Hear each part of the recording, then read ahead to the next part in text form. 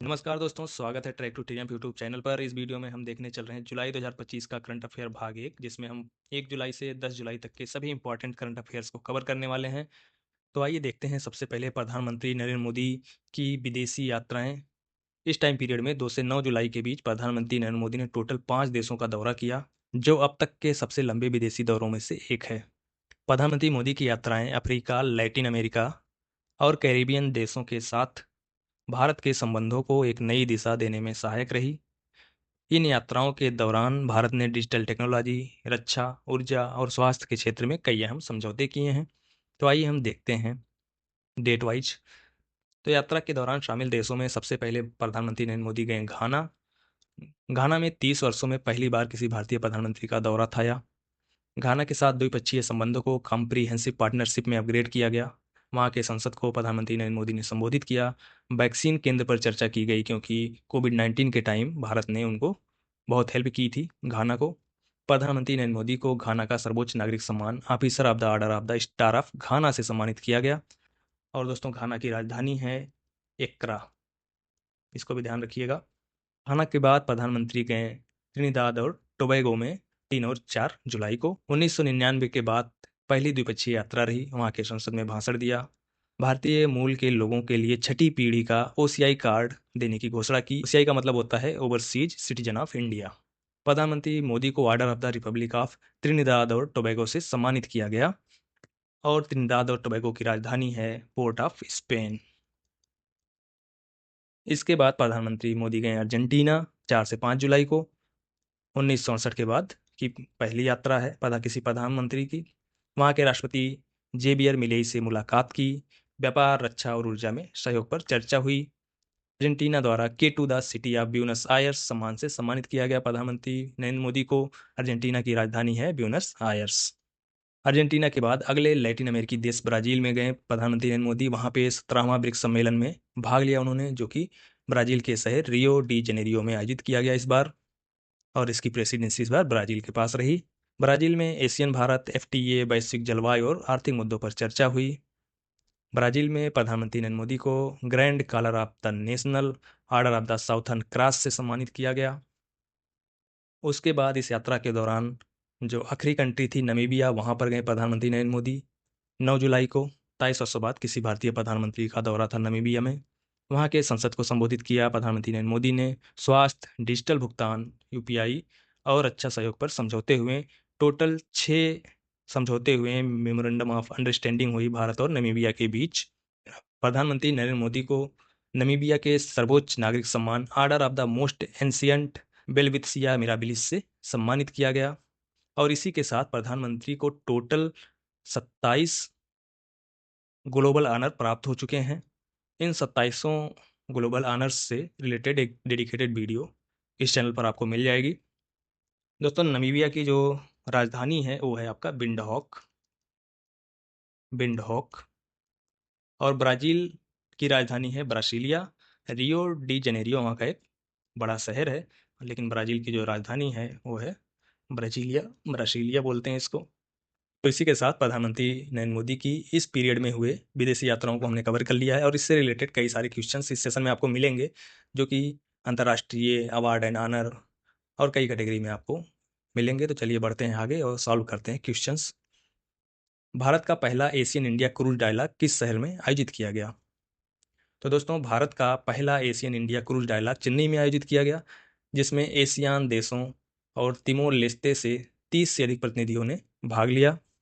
यह डायलॉग भारत की प्रमुख योजनाओं जैसे सागरमाला, एक्ट ईस्ट नीति और विकसित भारत 2047 के साथ जोड़ा गया है। तो आपका ऑप्शन सी सही होगा, चेन्नई। अगला क्वेश्चन है, हाल ही में राष्ट्रीय जन सहयोग एवं बाल विकास संस्थान का नाम बदलकर किस समाज सुधारक के सम्मान में रखा गया? ऑप्शन है आपके सावित्रीबाई फूले, रुक्मणी देवी अरुंडेल, अन्ना भाऊ साठे, रमाबाई रनाडे। तो दोस्तों, यह नामकरण सावित्रीबाई फूले, जो भारत की पहली महिला शिक्षिका और समाज सुधारक थीं, उनके सम्मान में किया गया है। सावित्रीबाई फूले।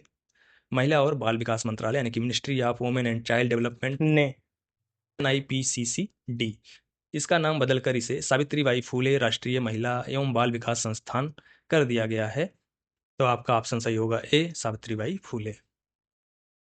अगला क्वेश्चन है, भारत का पहला क्यूआर आधारित डिजिटल हाउस एड्रेस सिस्टम किस शहर में शुरू किया गया? तो दोस्तों, इंदौर म्युनिसिपल कॉर्पोरेशन ने भारत का पहला क्यूआर आधारित digital house address system launch किया है, जो स्मार्ट सिटी की दिशा में एक बड़ा कदम है। इस परियोजना के तहत प्रत्येक घर को एक क्यूआर कोड युक्त डिजिटल प्लेट दी जा रही है, जिसे जीपीएस लोकेशन और डिजी पिन सिस्टम से जोड़ा गया है। तो आपका ऑप्शन सही होगा सी, इंदौर। अगला क्वेश्चन देखते हैं, भारतीय इस्पात क्षेत्र की वैश्विक उपस्थिति को मजबूत करने के लिए सेल ने अपना पहला विदेशी कार्यालय कहाँ खोला है, किस देश में खोला है? तो दोस्तों, steel authority of India limited ने अपनी पहली अंतर्राष्ट्रीय प्रतिनिधि कार्यालय दुबई यानी कि संयुक्त अरब अमीरात में खोला है। तो आपका ऑप्शन सी सही होगा। अगला क्वेश्चन है, मित्र योजना का मुख्य उद्देश्य क्या है? तो दोस्तों, मित्र जो है mega integrated textile reason and apparel, इस योजना को भारत सरकार ने 2021 में शुरू किया था। इसके तहत 7 मेगा टेक्सटाइल पार्क बनाए जाएंगे, जिसमें स्पिनिंग, वीविंग, प्रोसेसिंग, डाइंग और प्रिंटिंग जैसी सुविधाएं एक ही स्थान पर उपलब्ध होंगी। ये जो 7 मेगा टेक्सटाइल पार्क हैं, वो अलग अलग राज्यों में, अलग अलग शहरों में हैं। तो पहला तमिलनाडु में विरुद्धुनगर, उसके बाद तेलंगाना में वारंगल में खोला जाएगा मेगा टेक्सटाइल पार्क, गुजरात के नवसारी में, कर्नाटक के कलबुर्गी में और महाराष्ट्र के अमरावती में, मध्य प्रदेश के धार में और उत्तर प्रदेश के लखनऊ के हरदोई जिले में मेगा टेक्सटाइल पार्क खोला जाएगा। यह योजना जो है पीपीएफ विजन से प्रेरित है। 5F का मतलब होता है फार्म से फाइबर तक, फाइबर से फैक्ट्री तक, फैक्ट्री से फैशन तक और फैशन से फॉरेन तक। तो दोस्तों, इस क्वेश्चन का आंसर सही होगा। मित्रा योजना जो है वस्त्र उद्योग के लिए एकीकृत औद्योगिक पार्क स्थापित करने से संबंधित है, उसका उद्देश्य है। तो ऑप्शन बी सही होगा। अगला क्वेश्चन है, सूचना और प्रसारण मंत्रालय द्वारा शुरू की गई कला सेतु चैलेंज का मुख्य उद्देश्य क्या है? तो दोस्तों, ministry of information and broadcasting ने वेबएक्स स्टार्टअप एसिलरेटर प्लेटफॉर्म के माध्यम से Kala Setu real time language tech for Bharat challenge launch किया है। इस चुनौती का उद्देश्य है देश भर के एआई स्टार्टअप्स को आमंत्रित करना, ताकि वे भारतीय भाषाओं में टेक्स्ट को ऑडियो, वीडियो या ग्राफिक्स में बदलने वाले टूल्स विकसित कर सकें। तो कला सेतु चुनौती के आवेदन 30 जुलाई तक वेबएक्स पोर्टल पर स्वीकार किए जा रहे हैं। अगर आपको इसमें भाग लेना है तो आप अप्लाई कर सकते हैं। तो आपका इस क्वेश्चन का आंसर सही होगा ऑप्शन बी, एआई स्टार्टअप्स को क्षेत्रीय भाषाओं में मीडिया टूल्स विकसित करने के लिए प्रेरित करना जो है कला सेतु चैलेंज है। अगला क्वेश्चन देखते हैं, क्वाड देशों ने 2025 में समुद्री सुरक्षा और सहयोग को बढ़ावा देने के लिए कौन सी नई पहल शुरू की? तो दोस्तों, क्वाड देश भारत, ऑस्ट्रेलिया, अमेरिका और जापान, इन्होंने पहली बार एक संयुक्त एट सी ऑब्जर्वर मिशन लॉन्च किया है। यह पहला विल्मिंगटन डिक्लेरेशन के अंतर्गत समुद्री सहयोग को मजबूत करने के लिए किया गया है। यह मिशन जो है यूएससीजीसी स्ट्रेटन जहाज पर संचालित हुआ। इसका उद्देश्य इंटर ऑपरेबिलिटी यानी कि आपसी संचालन क्षमता को बढ़ाना, नियम आधारित इंडो पैसिफिक को बढ़ावा देना और भारत की सागर नीति व इंडो पैसिफिक ओशियन इनिशिएटिव को समर्थन देना है। तो कौन सा इनिशिएटिव लॉन्च किया क्वाड देशों ने? एट सी ऑब्जर्वर मिशन। अगला क्वेश्चन है, तालिबान शासन को आधिकारिक रूप से मान्यता देने वाला पहला देश कौन बन गया है? दोस्तों, अगस्त 2021 में तालिबान के सत्ता में आने के बाद अब तक किसी भी देश ने उन्हें आधिकारिक मान्यता नहीं दी थी, लेकिन हाल ही में रूस ने ऐसा कर दिया है, जिसने तालिबान सरकार को औपचारिक रूप से मान्यता दे दी है। यह कदम अंतर्राष्ट्रीय कूटनीति में एक बड़ा परिवर्तन है। इससे यह संकेत मिलता है कि अब अन्य देश भी अफगानिस्तान के तालिबान शासन से संपर्क व सहयोग पर पुनर्विचार कर सकते हैं। यह मान्यता तालिबान के साथ आर्थिक और राजनयिक संवाद को वैधता प्रदान करती है। तो आपका ऑप्शन सी सही होगा, रूस। अगला क्वेश्चन है, हाल ही में माइक्रोसॉफ्ट ने किस देश में अपने 25 वर्षों पुराने कार्यालय को बंद कर दिया है, जो इसकी वैश्विक पुनर्गठन योजना का हिस्सा है? ऑप्शन है आपके श्रीलंका, पाकिस्तान, बांग्लादेश, वियतनाम। तो दोस्तों, माइक्रोसॉफ्ट ने जुलाई में अपनी वैश्विक पुनर्गठन योजना के तहत पाकिस्तान में स्थित अपने कार्यालय को बंद कर दिया है। यह कार्यालय पिछले 25 वर्षों से सक्रिय था। इस कदम से दुनिया भर में टोटल 9,000 नौकरियों की कटौती की गई माइक्रोसॉफ्ट में। तो आपका बी सही होगा, पाकिस्तान। अगला क्वेश्चन है, भारत और यूएई ने किस क्षेत्र में रणनीतिक साझेदारी शुरू की है? तो दोस्तों, भारत और संयुक्त अरब अमीरात ने हरित इस्पात यानी कि ग्रीन स्टील और उच्च ग्रेड एल्यूमिनियम के उत्पादन में रणनीतिक सहयोग की शुरुआत की है। क्या साझेदारी भारत यूएई सीईपीए यानी कि कॉम्प्रिहेंसिव इकोनॉमिक पार्टनरशिप एग्रीमेंट के तहत की गई है? भारत की सेल, एनएमडीसी, एमिकॉन और सीपीएसई कंपनी इस भागीदारी का नेतृत्व करेंगी। ऑप्शन बी सही है। अगला क्वेश्चन है, 17वां ब्रिक्स शिखर सम्मेलन 2025 किस देश के शहर में आयोजित किया गया, जिसमें प्रधानमंत्री नरेंद्र मोदी ने भाग लिया? तो दोस्तों, ब्राजील के रियो डी जेनेरियो, हम पहले ही इसको पढ़ चुके हैं।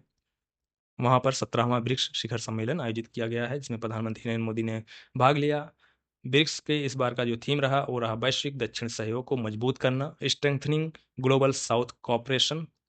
मोदी जी ने आतंकवाद, वैश्विक संस्थाओं में सुधार और जिम्मेदार आर्टिफिशियल इंटेलिजेंस पर जोर दिया। उन्होंने पहलगाम आतंकी हमले की कड़ी निंदा की और वैश्विक एकजुटता की मांग की। आतंकवाद के खिलाफ इंडोनेशिया को नया सदस्य बनाया गया। यहाँ पे रियो डी जेनेरियो डिक्लेरेशन को अपनाया गया, जिसमें शांति, समानता और अंतर्राष्ट्रीय सहयोग की भावना को दर्शाया गया है। तो ये 2025 में हुआ। 2024 में जो ब्रिक्स सम्मेलन हुआ था वो कहाँ पे हुआ था? रूस में, रसिया के काजान में हुआ था। दोस्तों, ब्रिक्स की बात करें तो इसमें 5 उभरती हुई अर्थव्यवस्थाएं शामिल हैं, यानी कि ब्राज़ील, रसिया, इंडिया, चाइना और साउथ अफ्रीका। ये 3 देश पहले शामिल हुए थे जब इसका गठन हुआ था 2009 में। साउथ अफ्रीका जो है 2010 में शामिल हुआ। ब्रिक्स ने 2014 में न्यू डेवलपमेंट बैंक यानी कि एनडीबी की स्थापना की। इसका हेडक्वार्टर कहाँ पे है? चाइना के शंघाई में है एनडीबी का। तो ये सारी चीज़ें ब्रिक्स से रिलेटेड रहीं। अगला क्वेश्चन देखते हैं दोस्तों। ब्रिक्स शिखर सम्मेलन 2025 से पहले न्यू डेवलपमेंट बैंक में किन 2 देशों ने सदस्यता प्राप्त की? तो दोस्तों, अभी जो है कोलंबिया और उज्बेकिस्तान ने न्यू डेवलपमेंट बैंक एनडीबी की सदस्यता ग्रहण कर ली है, जिससे अब इस बैंक के कुल सदस्य देशों की संख्या कितनी हो गई है? 11 हो गई है। यह घोषणा जो है 17वें ब्रिक्स शिखर सम्मेलन, जो कि रियो डी जेनेरियो में आयोजित किया गया, उससे ठीक पहले हुआ। एनडीबी का मुख्यालय शंघाई में है। इसका नेतृत्व दिल्मा रूसेफ कर रही हैं, इस टाइम इसकी प्रेसिडेंट हैं। यह बैंक बुनियादी ढांचा, स्वच्छ ऊर्जा और डिजिटल विकास से संबंधित परियोजनाओं के लिए वित्तीय सहायता प्रदान करता है। तो आपका ऑप्शन सी सही होगा, कोलंबिया और उज्बेकिस्तान जो है। अगला क्वेश्चन है, जुलाई 2025 के लिए संयुक्त राष्ट्र सुरक्षा परिषद की अध्यक्षता किस देश ने संभाली है? तो दोस्तों, अभी जो है यूनाइटेड नेशन सिक्योरिटी काउंसिल की जो प्रेसिडेंसी थी जुलाई 2025 के लिए, वो पाकिस्तान को मिल गई है। या एक रोटेशन के हिसाब से होता है कि इस देश के बाद इस देश का नंबर लगेगा, इस तरीके से पाकिस्तान का नंबर भी आ गया है, जिसमें जुलाई में उसको यूएन सिक्योरिटी काउंसिल की अध्यक्षता मिल गई है। पाकिस्तान सिक्योरिटी काउंसिल का गैर अस्थायी सदस्य है। पाकिस्तान के राजदूत असीम इफ्तिखार अहमद और विदेश मंत्री जो हैं इशाक डार इस अध्यक्षता का नेतृत्व कर रहे हैं। में पाकिस्तान तालिबान प्रतिबंध समिति का भी नेतृत्व कर रहा है। तो दोस्तों, भारत और पाकिस्तान इसके गैर अस्थायी सदस्य हैं। और दोस्तों, यूएनएससी जो है इसमें टोटल 15 सदस्य होते हैं। 5 परमानेंट मेंबर होते हैं, 10 जो है नॉन परमानेंट मेंबर होते हैं। जो परमानेंट मेंबर होते हैं उनके पास वीटो पावर होती है, जिसमें जो है आपके शामिल हैं अमेरिका, रसिया, यूनाइटेड किंगडम, फ्रांस और चाइना। इनके पास वीटो पावर है। बाकी जो 10 सदस्य होते हैं वो 2 साल अवधि के लिए चुने जाते हैं। हर साल 5-5 सदस्य चुने जाते हैं। इस तरीके से ये चलता रहता है और इनका चुनाव जो है यूनाइटेड नेशन जनरल असेंबली के द्वारा किया जाता है। स्थापना वही हुई थी इन सब की, जो यूनाइटेड नेशन से रिलेटेड जितनी भी संस्थाएं हैं उन सब की स्थापना 1945 में हुई थी संयुक्त राष्ट्र चार्टर के तहत। और इसका हेडक्वार्टर कहाँ पे? न्यूयॉर्क सिटी में है। तो आपका ऑप्शन सी सही होगा, पाकिस्तान ने जुलाई में अध्यक्षता की यूएनएससी की। अगला क्वेश्चन है, जोहरान ममदानी ने New York city democratic mayor primary election में किस प्रसिद्ध नेता को हराया? तो दोस्तों, जो जोहरान ममदानी हैं, ये जो है न्यूयॉर्क सिटी की डेमोक्रेटिक मेयर प्राइमरी इलेक्शन में पूर्व गवर्नर एंड्रयू कुमुओ को हराकर राजनीतिक हलचल मचा दी है। तो आपका ऑप्शन सी सही होगा, एंड्रयू कुमुओ को हराया है, जो कि न्यूयॉर्क सिटी के पूर्व गवर्नर रह चुके हैं। दोस्तों, ये जो है काफ़ी चर्चा में रहे हैं, क्योंकि जो ममदानी हैं वो फ़िलिस्तीन के मुखर समर्थक हैं। उन्होंने गाज़ा में इजराइल के सैन्य अभियानों की कड़ी आलोचना की है। उनके इस रुख के कारण उन्हें यहूदी विरोधी होने के आरोपों का सामना करना पड़ रहा है। ममदानी के ऊपर भारत विरोधी बयानों के भी आरोप लगे हैं। इन्होंने हिंदू राष्ट्रवाद और नागरिकता संशोधन कानून जैसे मुद्दों पर भी आलोचनात्मक रुख रखा। ममदानी के पहचान को लेकर भी विवाद हुआ, जब खासकर कॉलेज एडमिशन फॉर्म में खुद को एशियाई और अश्वेत बताने को लेकर उनके विरोधियों ने इस पर सवाल उठाए। अमेरिकी राष्ट्रपति डोनाल्ड ट्रंप ने ममदानी को 100% कम्युनिस्ट लुनैटिक कहा और शुद्ध कम्युनिस्ट कहकर पर तीखा हमला किया। ट्रंप ने उन्हें मेयर बनने पर न्यूयॉर्क शहर को मिलने वाली सरकारी फंडिंग रोकने की भी धमकी दे दी। ये काफ़ी चर्चा में है क्योंकि न्यूयॉर्क शहर के पहले भारतीय अमेरिकी मुस्लिम मेयर बनने की दिशा में हैं। ये भारतीय अमेरिकी इसलिए हैं क्योंकि इनकी जो माता हैं मीरा नायर, इन्होंने मानसून वेडिंग और द नेम शेक से फिल्मों को बनाया है। ममदानी जो है पहले रैपर थे और यंग कार्डमम नाम से संगीत करते थे। उनका गाना नानी जो है काफ़ी लोकप्रिय हुआ था। न्यूयॉर्क सिटी के मेयर बनने का जो प्राइमरी इलेक्शन होता है उसको इन्होंने जीत लिया है और अनुमान लगाया जा रहा है कि ये हो सकता है मेयर बन जाए इस बार न्यूयॉर्क सिटी के। अगला क्वेश्चन है, स्वाहिली भाषा कहाँ बोली जाती है? ऑप्शंस हैं दक्षिण अमेरिका, पूर्वी अफ्रीका, पश्चिमी एशिया, दक्षिण एशिया। ये भारत की भाषा नहीं है ऑफकोर्स। स्वाहिली भाषा जो है वो अफ्रीकी भाषा है जिसे 20 करोड़ से अधिक लोग बोलते हैं। यह मुख्य रूप से पूर्वी अफ्रीका यानी कि ईस्ट अफ्रीका में बोली जाती है, जिसमें शामिल हैं देश Tanzania, Kenya, Uganda, Rwanda, Burundi, Mozambique और Congo, Democratic Republic of Congo. चर्चा में इसलिए है क्योंकि 7 जुलाई को जो है विश्व स्वाहिली भाषा दिवस मनाया जाता है। इसे यूनेस्को ने 2022 में घोषित किया था, इसलिए इस क्वेश्चन को यहाँ पे रखा गया है। अगला क्वेश्चन है, बिहार सरकार ने 35% महिला आरक्षण किस आधार पर लागू करने का निर्णय लिया है? तो दोस्तों, नीतीश कुमार के नेतृत्व वाली बिहार सरकार ने हाल ही में निर्णय लिया है कि राज्य सरकार की नौकरियों में महिलाओं को मिलने वाला 35% का जो आरक्षण है अब केवल बिहार के मूल निवासियों को ही मिलेगा। अब साथ ही बिहार युवा आयोग का भी गठन किया गया है। तो ऑप्शन सी सही होगा, केवल बिहार निवासी महिलाओं के लिए जो है 35% का आरक्षण जो वहाँ पे रखा गया है वो सिर्फ बिहार की जो डोमिसाइल हैं वुमेन्स उन्हें मिलेगा, दूसरे राज्यों को अब इसमें इंक्लूड नहीं किया जाएगा। अगला क्वेश्चन देखते हैं, कौन सा राज्य जुलाई 2025 में सार्वजनिक वितरण प्रणाली के तहत फेस आईडी से राशन वितरित करने वाला भारत का पहला राज्य बना है? दोस्तों, हिमाचल प्रदेश ने एक पहल करते हुए भारत की पहली आधार आधारित फेस ऑथेंटिकेशन प्रणाली को सार्वजनिक वितरण प्रणाली यानी कि पब्लिक डिस्ट्रीब्यूशन सिस्टम के तहत राशन वितरण के लिए लागू किया है। इस तकनीकी में अब ओटीपी या फिंगरप्रिंट की जगह सीधे स्मार्टफोन कैमरे से चेहरे की पहचान कर ली जाएगी, फेस ऑथेंटिकेशन कर लिया जाएगा। इस पहल को डिजिटल टेक्नोलॉजी एंड गवर्नेंस विभाग यानी कि डीडीटीजी द्वारा विकसित किया गया है। तो आपका ऑप्शन सी सही होगा, हिमाचल प्रदेश में फेस आईडी से राशन वितरित किया जाएगा। दोस्तों, क्वेश्चन है, पंजाब सरकार द्वारा शुरू की गई प्रधानमंत्री सेहत योजना के तहत प्रति परिवार सालाना कितनी राशि का निःशुल्क इलाज की सुविधा दी जाएगी? दोस्तों, पंजाब सरकार ने मुख्यमंत्री सेहत योजना की औपचारिक शुरुआत की है, जिसके अंतर्गत प्रत्येक परिवार को प्रतिवर्ष 10 लाख का मुफ्त कैशलेस इलाज उपलब्ध कराया जाएगा। जो लाभार्थी पहले से आयुष्मान भारत योजना के तहत पंजीकृत हैं उन्हें इस योजना के तहत अतिरिक्त 5 लाख का टॉपअप कवरेज मिलेगा, जिससे उनका कुल कवरेज 15 लाख हो जाएगा। तो आपका ऑप्शन डी सही होगा, 10 लाख का मुफ्त कैशलेस इलाज उपलब्ध कराया जाएगा मुख्यमंत्री सेहत योजना के तहत पंजाब सरकार द्वारा। अगला क्वेश्चन है, लद्दाख ने हाल ही में अपना पहला एस्ट्रो टूरिज्म फेस्टिवल कहाँ आयोजित किया? ऑप्शन है कारगिल, लेह, पांगोंग, नुब्रा घाटी। दोस्तों, लद्दाख ने हाल ही में लेह में अपना पहला एस्ट्रो टूरिज्म फेस्टिवल आयोजित किया, जिसका आयोजन पर्यटन विभाग और भारतीय खगोल भौतिक संस्थान के सहयोग से किया गया। यह 2 दिवसीय कार्यक्रम था, जिसमें रात में आकाश दर्शन विशेषज्ञ द्वारा सत्र और शैक्षणिक और शैक्षणिक और शैक्षणिक गतिविधियां शामिल थीं। लद्दाख में स्पष्ट आकाश, उच्च ऊंचाई और कम प्रकाश प्रदूषण जैसे अनुकूल कारकों के कारण यह क्षेत्र एस्ट्रो टूरिज्म के लिए उपयुक्त माना जाता है। तो आपका ऑप्शन बी सही होगा, लेह में जो है लद्दाख का पहला एस्ट्रो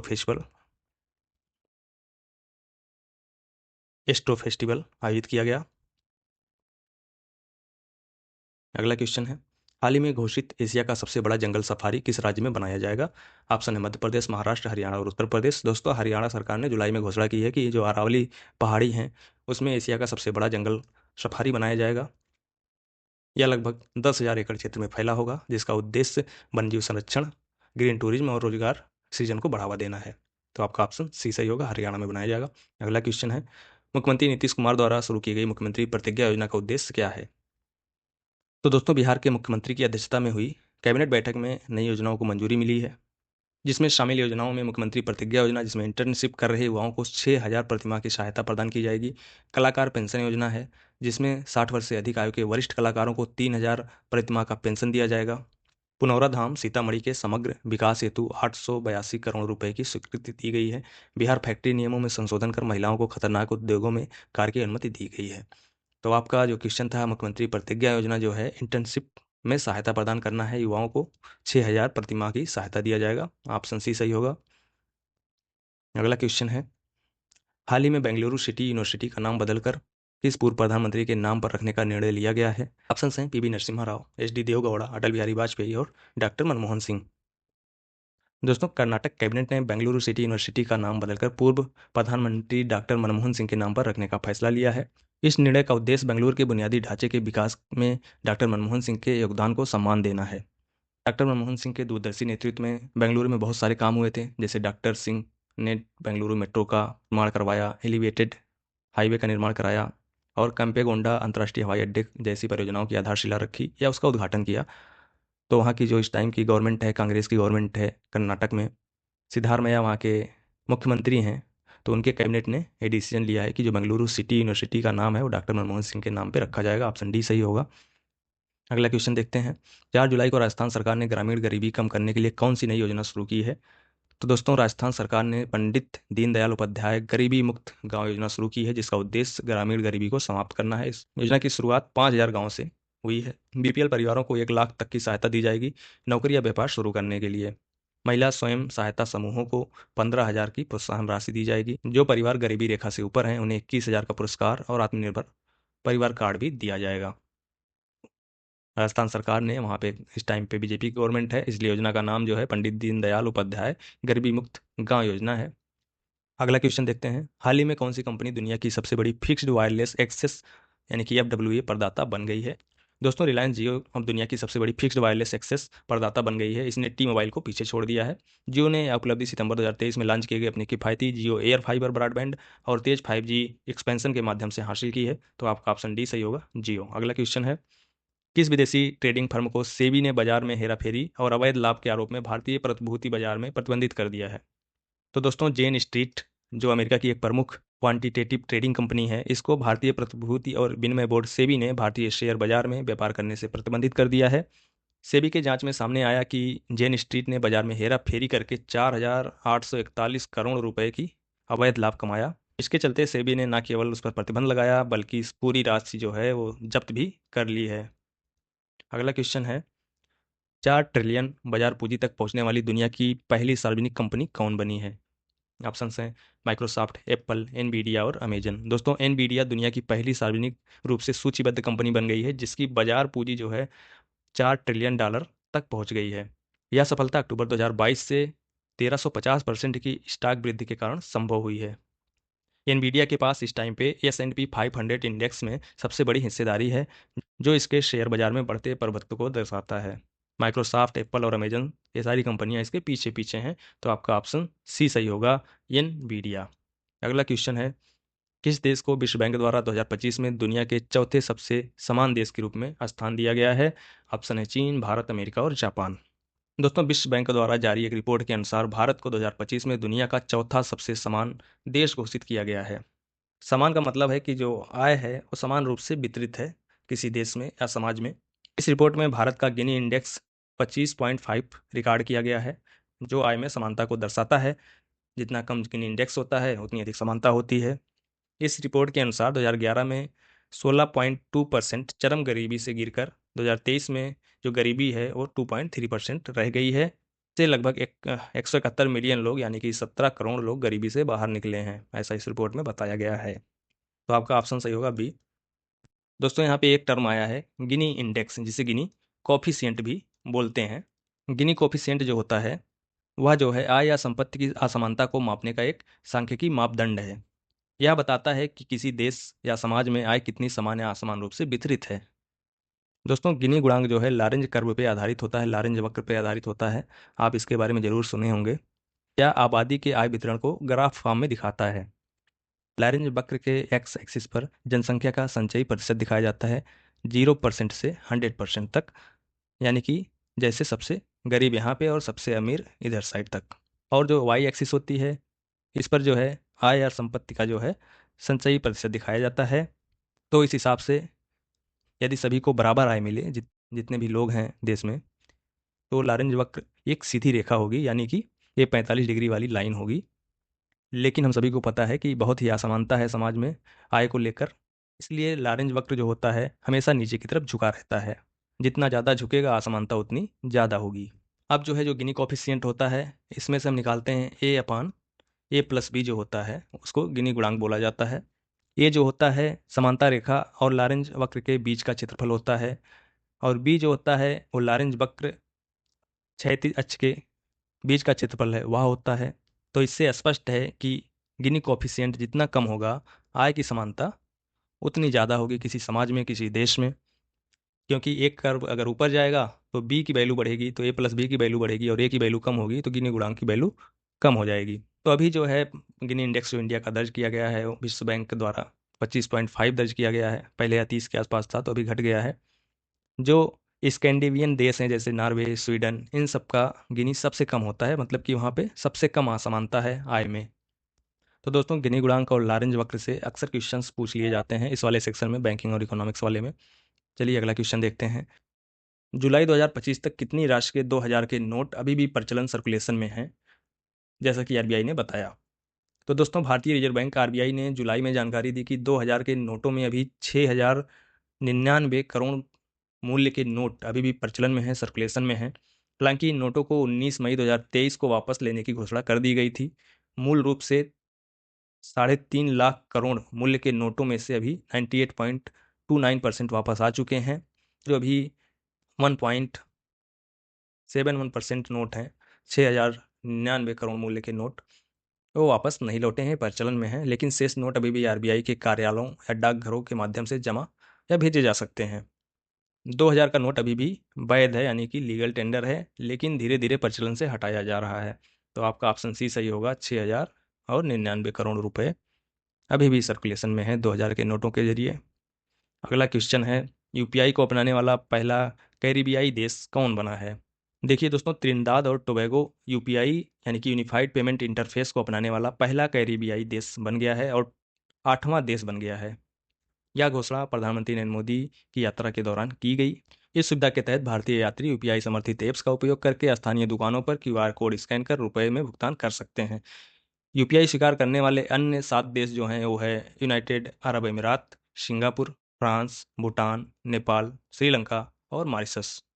और 8वां देश त्रिनिदाद और टोबैगो बन गया है। तो आपका ऑप्शन डी सही होगा। अगला क्वेश्चन है, स्टेट बैंक ऑफ इंडिया ने अपनी स्थापना के कितने वर्ष 1 जुलाई 2025 को पूरे कर लिए हैं। ऑप्शन हैं 65 वर्ष, 66 वर्ष, 70 वर्ष, 75 वर्ष। तो दोस्तों 1 जुलाई 2025 को स्टेट बैंक ऑफ इंडिया ने अपनी स्थापना के 70 साल पूरे कर लिए हैं। एसबीआई की स्थापना 1955 में इंपीरियल बैंक ऑफ इंडिया के राष्ट्रीयकरण के बाद हुई थी। इसकी जड़ें 1806 से जुड़ी हैं, जब बैंक ऑफ कलकत्ता की स्थापना हुई थी, जो बाद में इंपीरियल बैंक ऑफ इंडिया बना। तो 70 वर्ष पूरे हो गए हैं एसबीआई के। ऑप्शन सी सही होगा। एसबीआई भारत का सबसे बड़ा और विश्वसनीय बैंक है, जिसके पास 61 ट्रिलियन से अधिक की संपत्तियां हैं, 50 करोड़ से अधिक के ग्राहक हैं, या वैश्विक स्तर पर भी मौजूद है। दोस्तों इंपीरियल बैंक की स्थापना की बात करें तो ये 1921 में हुआ था, जब आपका कोलकाता, मद्रास और मुंबई, बम्बई जो था उस टाइम का, उन तीनों बैंकों को मिलाकर इंपीरियल बैंक की स्थापना की गई थी।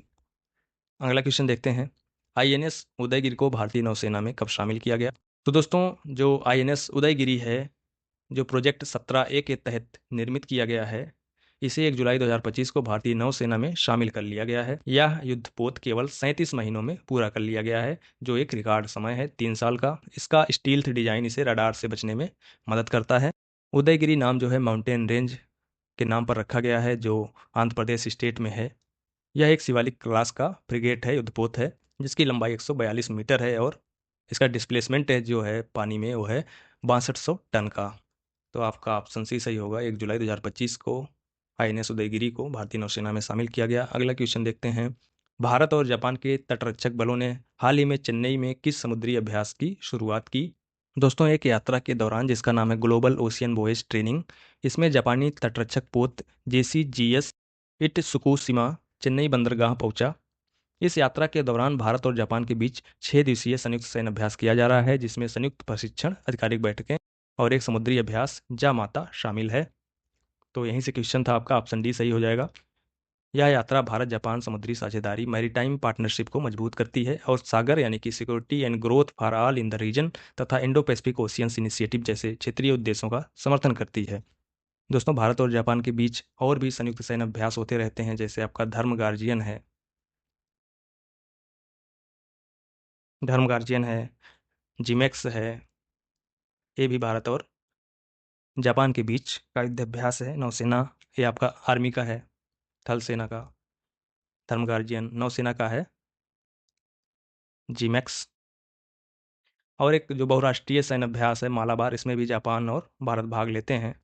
इसमें क्वाड देश की नौसेनाएं रहती हैं, यानी कि भारत, ऑस्ट्रेलिया, अमेरिका और जापान क्वाड देश हैं। दोस्तों, ऑप्शन में दिख रहा है सागर मित्र। सागर मित्र जो है भारत सरकार की मछुआरों के कल्याण और समुद्री संसाधनों के प्रबंधन के लिए शुरू की गई एक पहल है, और जो समुद्र शक्ति है भारत और इंडोनेशिया के बीच द्विपक्षीय समुद्री सैन्य अभ्यास है। आगे बढ़ते हैं, अगला क्वेश्चन देखते हैं। भारतीय नौसेना की पहली महिला फाइटर प्रशिक्षु कौन बनी है? तो दोस्तों, सब लेफ्टिनेंट आस्था पुनिया को, जो मेरठ उत्तर प्रदेश से हैं, इन्हें भारतीय नौसेना की पहली महिला फाइटर ट्रेनी यानी कि प्रशिक्षु बनाया गया है। तो आपका ऑप्शन सही होगा सी, आस्था पुनिया। 3 जुलाई को विशाखापट्टनम में आयोजित एक समारोह में इन्हें विंग्स ऑफ गोल्ड प्रदान किए गए। अब आस्था पुनिया मिग-29K और राफेल एम जैसे लड़ाकू विमानों को INS विक्रमादित्य और INS विक्रांत जैसे विमान वाहक पोत से उड़ाने के लिए प्रशिक्षण प्राप्त करेंगी। आगे बढ़ते हैं, अगला क्वेश्चन है, INS तमाल को किस देश में कमीशन किया गया? तो दोस्तों, INS तमाल को रूस के कालीनिनग्राद में भारतीय नौसेना में शामिल किया गया। यह भारत और रूस के बीच रक्षा सहयोग के तहत प्रोजेक्ट 1135.6 में बना 91वां पोत है और आखिरी विदेशी निर्मित प्रमुख युद्धपोत भी है। तो आपका ऑप्शन सी सही होगा, रूस। अगला क्वेश्चन है, भारत का पहला एकीकृत बाढ़ पूर्व अनुमान मंच सी फ्लड किस मंत्री द्वारा लॉन्च किया गया है? सी फ्लड यानी कि यूनिफाइड इन्वेंडेशन फोरकास्टिंग सिस्टम को केंद्रीय जल शक्ति मंत्री CR पाटिल द्वारा लॉन्च किया गया। सी फ्लड एक वेब बेस्ड प्लेटफॉर्म है जो गांव स्तर तक उन्नत बाढ़ पूर्वानुमान, advance flood prediction up to village level तक प्रदान करता है। इसे CDAC centre for development of advance computing, CWC central water commission और NRSC यानी कि नेशनल रिमोट सेंसिंग सेंटर द्वारा राष्ट्रीय सुपर कंप्यूटिंग मिशन के अंतर्गत संयुक्त रूप से विकसित किया गया है। यह प्रणाली hydrogen dynamic modelling, HPC high performance computing simulation और सैटेलाइट डेटा को मिलाकर काम करती है। वर्तमान में यह 3 प्रमुख नदी घाटियों महानदी, गोदावरी और तापी को कवर करती है और भविष्य में इसे अन्य क्षेत्रों में विस्तारित किया जाएगा। आपका ऑप्शन सी सही है। अगला क्वेश्चन है, भारतीय रेलवे द्वारा 2 जुलाई 2025 को लॉन्च किए गए एकीकृत मोबाइल एप्लीकेशन का नाम क्या है? दोस्तों, 2 जुलाई को रेल मंत्री अश्विनी वैष्णव ने rail one mobile app launch किया, जो भारतीय रेलवे की सभी यात्री सेवाओं को एक प्लेटफॉर्म पर लाने के लिए डिजाइन किया गया है। यानी कि इस ऐप से आप सभी चीज़ों को, जैसे टिकट बुकिंग हो गया, PNR की स्थिति जांचना हो गया, फूड ऑर्डर करना हो गया, खाना ऑर्डर करना हो गया, माल ढुलाई से संबंधित पूछताछ करना हो गया, ये सारी चीज़ें आप रेल वन ऐप से कर पाएंगे। तो आपका ऑप्शन सी सही होगा। अगला क्वेश्चन देखते हैं, वात्सला जिसकी मृत्यु 2025 में हुई किस जानवर की सबसे वृद्ध मादा मानी जाती है? तो दोस्तों, वात्सला जो एशिया की सबसे वृद्ध मादा हाथी मानी जाती है, इसकी मृत्यु 8 जुलाई 2025 को मध्य प्रदेश के पन्ना टाइगर रिजर्व में हो गई। वात्सला की उम्र 100 वर्ष से अधिक मानी जाती है। वात्सला एक नेतृत्वकर्ता मादा हाथी यानी कि मैट्रियाज थी, जो अन्य युवा हाथियों की देखभाल करती थी, जैसे एक दादी। वात्सला मूलतः केरल से थीं और उन्हें नर्मदापुरम होते हुए पन्ना लाया गया था मध्य प्रदेश में, जहां वे हिनौता हाथी शिविर में रहीं। आपका ऑप्शन सही होगा बी, एलिफेंट थी वत्सला। ये क्वेश्चन इंपॉर्टेंट है। अगला क्वेश्चन है, रथ यात्रा किस स्थान से किस स्थान तक निकाली जाती है? देखिए दोस्तों, आर्ट एंड कल्चर से इंपॉर्टेंट क्वेश्चन है। अभी हाल ही में रथ यात्रा का आयोजन हुआ। जगन्नाथ मंदिर की रथ यात्रा बहुत ही पॉपुलर है, जो आस्था, परंपरा और आध्यात्मिकता का संगम होता है यहाँ जगन्नाथ यात्रा में। यह यात्रा जो है उड़ीसा के पुरी शहर में हर वर्ष आषाढ़ शुक्ल द्वितीया को जून जुलाई के महीने में आयोजित किया जाता है। यह पर्व भगवान जगन्नाथ, उनके भाई बालभद्र और उनकी बहन सुभद्रा के श्री मंदिर से गुड़िचा मंदिर तक के यात्रा का प्रतीक है। गुड़िचा मंदिर को इन देवताओं के मौसी का घर भी कहा जाता है।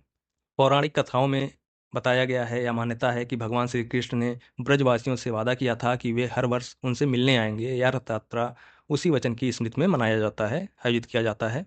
तो दोस्तों, जब ये तीनों लोग मौसी के घर जाते हैं गुड़िचा मंदिर और वहाँ 7 दिन तक रहते हैं, और 8वें दिन वापसी की यात्रा होती है गुड़ीचा मंदिर से श्री मंदिर वापस, तो उस यात्रा को बहुधा यात्रा कहते हैं और इस वापसी के दिन को नीलाद्रि विजय कहा जाता है।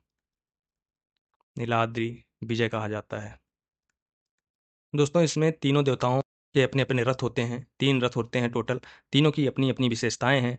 जैसे जो जगन्नाथ भगवान का रथ है, नंदी घोष उसका नाम है, वह जो है लाल और पीले कलर का होता है, लाल पीला कलर का होता है नंदी घोष, ये वाला रथ आप देख रहे होंगे, भगवान जगन्नाथ का रथ। इसमें टोटल जो है 16 पहिए होते हैं और दूसरा रथ ताल ध्वज जो है, वो भगवान बालभद्र का होता है, जो कि भगवान जगन्नाथ के भाई हैं। इनके रथ का कलर जो होता है, वो नीला होता है, लाल और नीला होता है। और इनके रथ में जो है टोटल 14 पहिए होते हैं, इसमें 14 पहिए होते हैं। और तीसरा रथ दर्पदलन जो होता है, वो सुभद्रा जी का होता है। इसमें टोटल 12 पहिए होते हैं और इसका कलर जो होता है, वो काला होता है, लाल और काला। ये वाला रथ जो है, वो सुभद्रा जी का है। इन रथों का निर्माण जो है नीम की लकड़ी से होता है, बिना किसी कील या धातु के। तो दोस्तों क्वेश्चन था, रथ यात्रा किस स्थान से किस स्थान तक निकाली जाती है? तो रथ यात्रा श्री मंदिर से गुड़िचा मंदिर तक निकाली जाती है, इसको रथ यात्रा कहते हैं। और गुड़िचा मंदिर से श्री मंदिर तक जो वापसी की यात्रा होती है 7 दिन बाद उनकी मौसी के घर से, उसको बहुधा यात्रा बोला जाता है। आगे बढ़ते हैं, अगला क्वेश्चन है, पूछ रहा है कि मुहर्रम के 10वें दिन को क्या कहा जाता है? ऑप्शंस हैं ईद उल फितर, ईद उल अजहा, अशूरा, रमजान। दोस्तों मुहर्रम जो है इस्लामी कैलेंडर का पहला महीना है और इसे पवित्र महीनों में गिना जाता है। यह विशेष रूप से हजरत इमाम हुसैन और उनके 72 साथियों की करबला में शहादत की याद में मनाया जाता है। 1680 ईस्वी में याजीद की सेना ने इमाम हुसैन और उनके साथियों को घेर लिया। इमाम हुसैन ने अन्याय के सामने झुकने से इनकार कर दिया और न्याय व सच्चाई के लिए अपने प्राण न्यौछावर कर दिए। यह घटना इस्लाम में त्याग, साहस और सत्य के लिए संघर्ष का प्रतीक बन गई। दोस्तों इस वर्ष भारत में मुहर्रम की शुरुआत 27 जून से हुई और 6 जुलाई तक चली। जो 10वां दिन था उसे यौम ए अशूरा कहा जाता है, वह 6 जुलाई को मनाया गया। दोस्तों जो शिया मुस्लिम समुदाय हैं वो मातमी जुलूस निकालते हैं, ताजिया निकाला जाता है, छाती पीटा जाता है, इमाम हुसैन की शहादत का शोक मनाया जाता है, मातम किया जाता है। और जो सुन्नी मुस्लिम समुदाय हैं इस दौरान रोज़ा रखते हैं, कुरान पढ़ते हैं, इबादत करते हैं, अल्लाह से रहमत की दुआ करते हैं। दोस्तों जो ताजिया होता है इमाम हुसैन की कब्र की प्रतीकात्मक प्रतिकृति होती है, जिसे श्रद्धा से सजाया जाता है और जुलूस में ले जाकर दफन किया जाता है। करबला जो है दोस्तों वो इराक देश में स्थित है।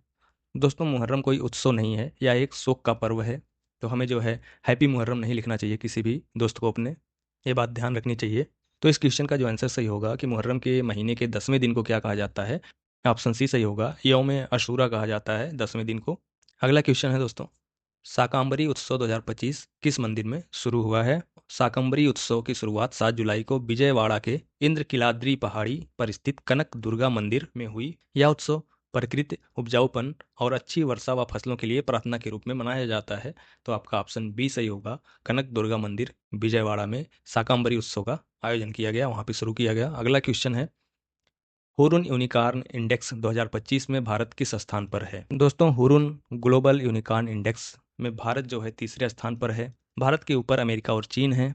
भारत तीसरा देश है हुरुन यूनिकॉर्न इंडेक्स में, जिसके पास 64 यूनिकॉर्न कंपनीज हैं, स्टार्टअप्स हैं। तो आपका ऑप्शन सही होगा बी। दोस्तों यूनिकॉर्न जो होते हैं वो व्यापार जगत में उस निजी स्वामित्व वाली स्टार्टअप कंपनी को कहते हैं, यानी कि प्राइवेट कंपनी को कहते हैं, जिसका वैल्यूएशन 1 बिलियन अमेरिकी डॉलर से 1 बिलियन अमेरिकी डॉलर से बराबर हो या उससे अधिक हो। दोस्तों 1 बिलियन डॉलर जो होता है वो लगभग इस टाइम पे रुपीज़ जो है वो 85.59 के आसपास है। ये जो हो जाएगा आपका इतना बिलियन रुपीज़, यानी कि 8559 करोड़ रुपए के जो कंपनी है उनको यूनिकॉर्न कंपनी कहा जाता है। आगे बढ़ते हैं, अगला क्वेश्चन है, 6 जुलाई 2025 को किस देश के शहर में प्रधानमंत्री नरेंद्र मोदी को के टू द सिटी सम्मान से नवाजा गया? दोस्तों इसको हम लोग आगे पढ़ चुके हैं। Key to the city of Buenos Aires, Buenos Aires कहाँ पे है? अर्जेंटीना की राजधानी है। तो प्रधानमंत्री नरेंद्र मोदी को अर्जेंटीना की राजधानी ब्यूनस आयर्स में उनके ऐतिहासिक दौरे के दौरान key to the city of Buenos Aires से सम्मानित किया गया। यह सम्मान वहाँ के मेयर जॉर्ज मैक्री द्वारा भारत और अर्जेंटीना के संबंधों को मजबूत करने में मोदी जी के प्रयासों की सराहना के स्वरूप दिया गया। इस यात्रा के दौरान राष्ट्रपति जेवियर मिलेई से मिले, द्विपक्षीय वार्ता हुई, व्यापार और ऊर्जा सहयोग पर चर्चाएं हुई। उन्होंने महात्मा गांधी, रविन्द्रनाथ टैगोर और जनरल सैन मार्टिन को श्रद्धांजलि भी अर्पित की। भारतीय प्रवासी समुदाय को भी संबोधित किया। एनआरआई समुदाय द्वारा मोदी जी का भव्य स्वागत भी किया गया। अगला क्वेश्चन देखते हैं, प्रधानमंत्री नरेंद्र मोदी को ब्राजील का सर्वोच्च नागरिक सम्मान कौन सा प्रदान किया गया है? देखिए दोस्तों, प्रधानमंत्री नरेंद्र मोदी को ब्राजील के राष्ट्रपति लुइज इनासियो लूला डा सिल्वा के द्वारा देश का सर्वोच्च नागरिक सम्मान grand collar of the national order of the southern cross से सम्मानित किया गया। नरेंद्र मोदी को मई 2014 के बाद मिलने वाला यह 26वां अंतर्राष्ट्रीय पुरस्कार सम्मान है। इसके बाद प्रधानमंत्री नरेंद्र मोदी को नमीबिया का बेल्बिसिया का ऑनर मिला, जो कि 27वां ग्लोबल ऑनर है प्रधानमंत्री नरेंद्र मोदी का। तो आपका इस क्वेश्चन का आंसर सही होगा B, grand collar of the national order of the southern cross. इससे प्रधानमंत्री नरेंद्र मोदी को ब्राजील में सम्मानित किया गया है। अगला क्वेश्चन देखते हैं, प्रधानमंत्री नरेंद्र मोदी को घाना में कौन सा प्रतिष्ठित नागरिक सम्मान प्राप्त हुआ है? तो दोस्तों, प्रधानमंत्री नरेंद्र मोदी को उनके घाना दौरे के दौरान वहां के राष्ट्रपति जॉन महामा के द्वारा officer of the order of the star of घाना से सम्मानित किया गया, जो कि वहां का प्रतिष्ठित नागरिक सम्मान है। तो आपका ऑप्शन बी सही हो जाएगा, order of the star of घाना। अगला क्वेश्चन है, प्रधानमंत्री नरेंद्र मोदी को हाल ही में त्रिनिदाद और टोबैगो का सर्वोच्च नागरिक सम्मान किस नाम से प्रदान किया गया? तो दोस्तों, 4 जुलाई को प्रधानमंत्री नरेंद्र मोदी को उनकी त्रिनिदाद और टोबैगो की यात्रा के दौरान टोबैगो का सर्वोच्च नागरिक सम्मान order of the Republic of Trinidad और टोबैगो प्रदान किया गया। यह सम्मान उन्हें उनके वैश्विक नेतृत्व, कोविड-19 महामारी के समय सहायता और भारतीय प्रवासी समुदाय से गहरे संबंध के लिए दिया गया है। टोबैगो के साथ जो है टोटल 6 एमओयूज साइन किए गए हैं। त्रिनिदाद और टोबैगो की जो राजधानी है वो है आपका पोर्ट ऑफ स्पेन। इस यात्रा के दौरान प्रधानमंत्री नरेंद्र मोदी ने जो एनआरआईज हैं, प्रवासी भारतीय हैं, उनके लिए 6th जनरेशन का ओसीआई कार्ड की घोषणा की, यानी कि overseas citizen of India card की घोषणा की।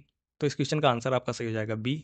अगला क्वेश्चन है दोस्तों, NASA NSS space settlement design प्रतियोगिता 2025 में प्रथम पुरस्कार किस भारतीय विद्यालय ने जीता है? देखिए दोस्तों, SRN Mehta CBSE school Kalaburagi, जो कि कर्नाटक में है, उसने NASA NSS space settlement design contest 2025 में पहला पुरस्कार जीता है। एसआरएन विद्यालय के 11 छात्रों द्वारा डिजाइन की गई परियोजना आईआरए को आईएसडीसी 2025 यानी कि international space development conference Orlando America में प्रस्तुत किया गया, जिसे नासा के शीर्ष अंतरिक्ष वैज्ञानिकों ने सराहा। छात्रों ने नासा कैनेडी स्पेस सेंटर का भी दौरा किया, जहां से अभी हाल ही में शुभांशु शुक्ला, जो कि लखनऊ के रहने वाले हैं, वो आईएसएस के लिए रवाना हुए थे फाल्कन 9 रैकेट से। Kennedy space centre Florida America में स्थित है। तो आपका ऑप्शन सही हो जाएगा सी, एसआरएन मेहता स्कूल कलबुर्गी के छात्र इस पुरस्कार को जीते हैं।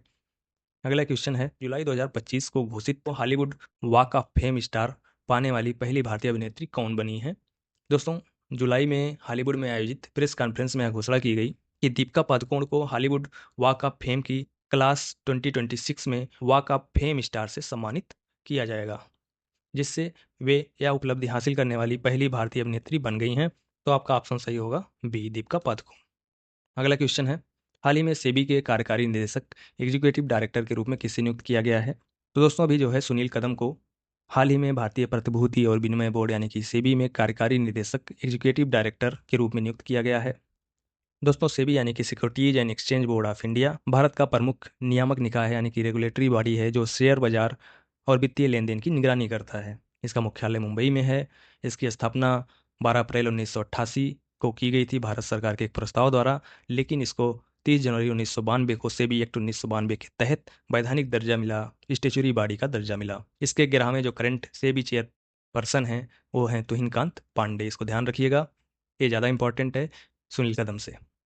ये जो हैं 3 साल के लिए बनाए गए हैं, अभी मार्च में इनकी नियुक्ति हुई है, तो ये बहुत ही करंट का क्वेश्चन है। और इनसे जस्ट पहले जो माधवी पुरी बुच हैं, ये थी सेबी की चेयरपर्सन। अब तुहिनकांत पांडे यहाँ से 3 साल के लिए सेबी के चेयरपर्सन बने रहेंगे।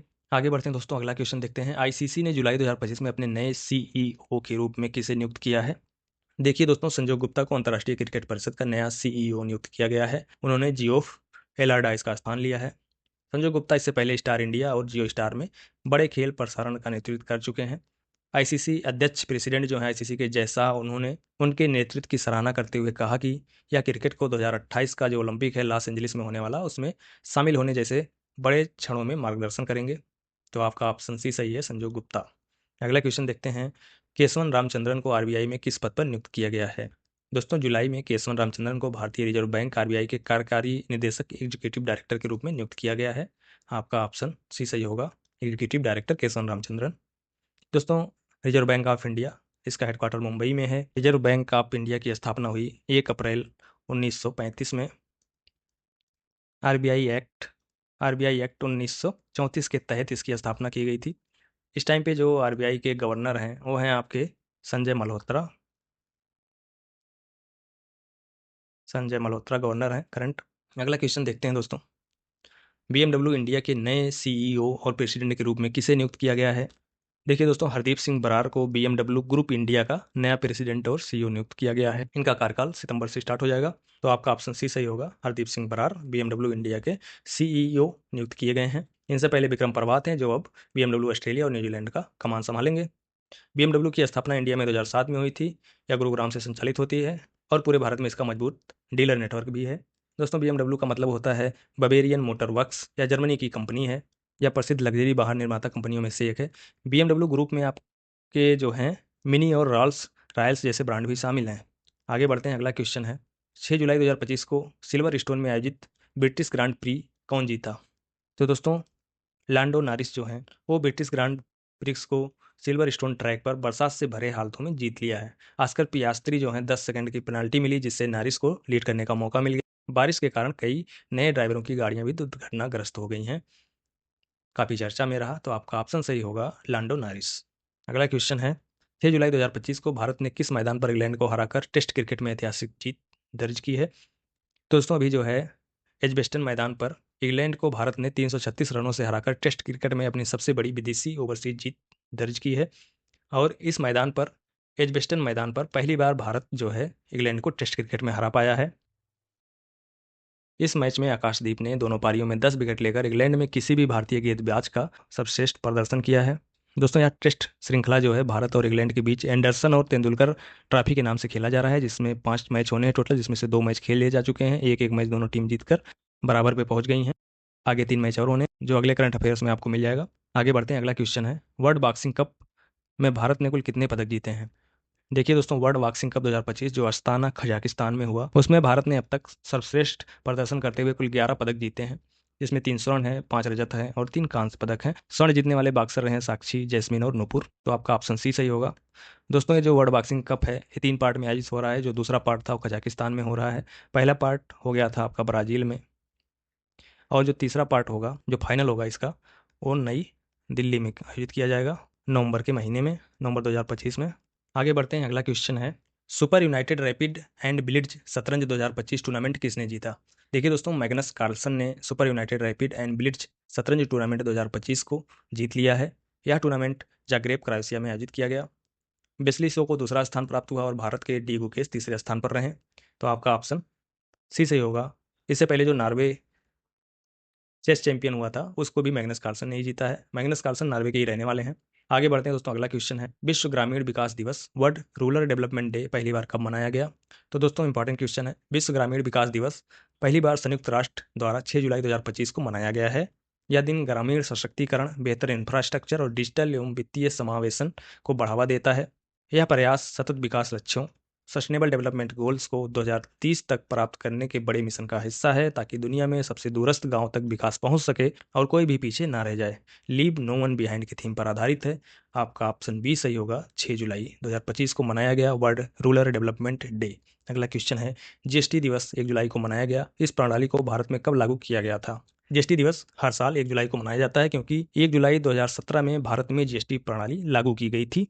यह कर प्रणाली केंद्र और राज्य स्तर पर द्वैत संरचना यानी कि सेंट्रल जीएसटी, स्टेट जीएसटी और इंटीग्रेटेड जीएसटी के साथ कार्य करती है, और इसमें input tax credit, GST network जैसे डिजिटल साधन और एंटी प्रॉफिटेरिंग उपाय और छोटे कारोबारों व आवश्यक सेवाओं के लिए छूट शामिल है। दोस्तों करंट में भारत में लागू जीएसटी स्लैब जो है वो आपके 0% का है, 5% का है, 12% का है, 18% का है और 28% का है।